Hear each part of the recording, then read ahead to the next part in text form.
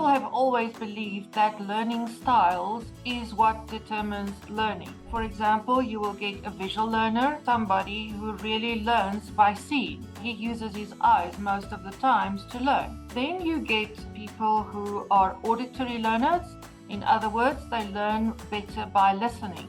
And you get kinesthetic learners who learn better by doing. But a lot of people say that learning styles are a myth. And if you really go and think about it, it's not that important anyway. The important thing is also that we need to not only teach children or enhance what they are good at, we also need to improve what they are struggling with.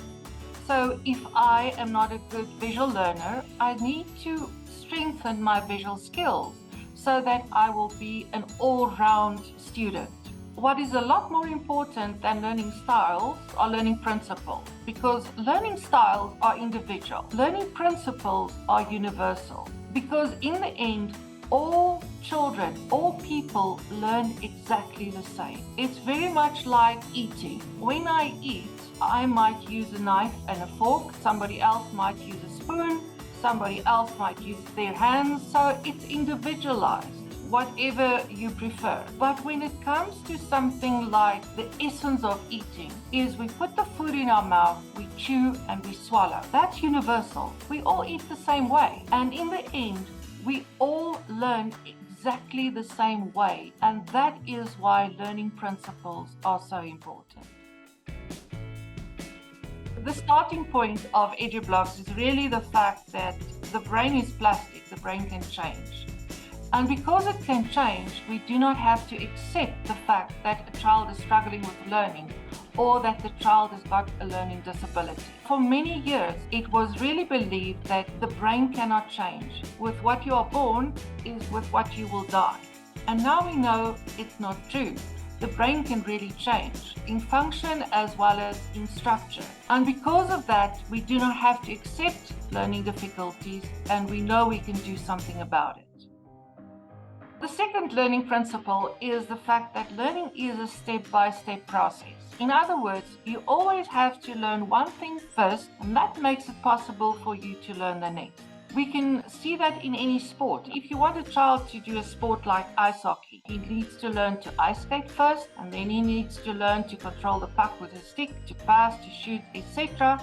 And only after he can do that quite well will he be able to start to learn to play ice hockey. It's exactly the same with learning. You cannot teach a child to add and subtract unless the child can count. You cannot teach the child to read unless the foundational skills of reading are strong enough. Skills like concentration, processing visual as well as auditory memory, visual memory, sequential memory, iconic, short-term, long-term, working memory, visual spatial memory, and logical thinking, which is important for reading comprehension. We need to understand that there are always things that you must learn first before it becomes possible to learn other things.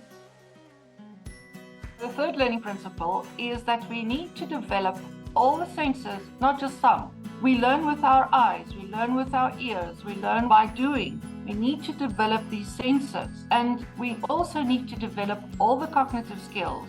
So we really need to deal with all of them and not just some of the skills.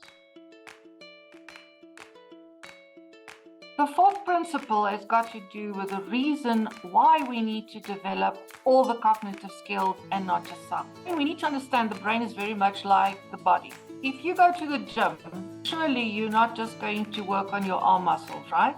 You're going to follow a holistic program. Because if you only develop your arm muscles, you might develop some kind of deformity, like the Popeye syndrome. The brain is exactly the same. Research has actually shown that if you develop just certain skills and do not follow a holistic program, you might also cause some kind of deformity in the brain. And the other reason why you want to follow a holistic program when it comes to cognitive development is because of something we call mutualism. By developing children's vocabulary, it has an effect on reasoning skills. And by developing reasoning skills, it has an effect on vocabulary. So for the sake of mutualism, we need to develop all the cognitive skills, because the one improves the other one. Number 5 has got to do with the fact that we can only improve cognitive skills through task loading, which means that you gradually make it more and more difficult as the child makes progress. Research has shown that there's no technique and there's no method that can improve a cognitive skill. The only thing that can improve cognitive skills is task loading. It's like going to the gym. You cannot use a technique to build muscles. You have to lift the weights. It's exactly the same. Number 6 has got to do with repetition. And at Edublox, we embrace repetition because that is the only way in which you can automate any kind of skill. I mean, how did you learn to drive? Did you just one day jump into the car and there you went? No, you had to practice the same things over and over and over and over. For some reason, repetition has got a very bad name in educational circles, and I don't really understand why, because as adults, we cannot learn new skills without repetition, but for some reason, we expect children to be able to do that. The 7th learning principle is that not only should we do repetition, but we should build a pyramid of repetition, which means that in the beginning, with a beginner learner, you will do a lot of repetition of just a limited amount of material. And as that student improves, you will see, and I see that every time I teach a student, is you will need less and less repetition to teach more and more content. Principle 8 has got to do with learning, which means learning from failure. Many children with learning difficulties, learning disabilities, especially children with dyscalculia, have extreme anxiety when it comes to learning, math especially. And the fact is that if you do not do something about that anxiety, the child will really struggle. I mean, it's been found that anxiety can really take up the space of working memory in the brain.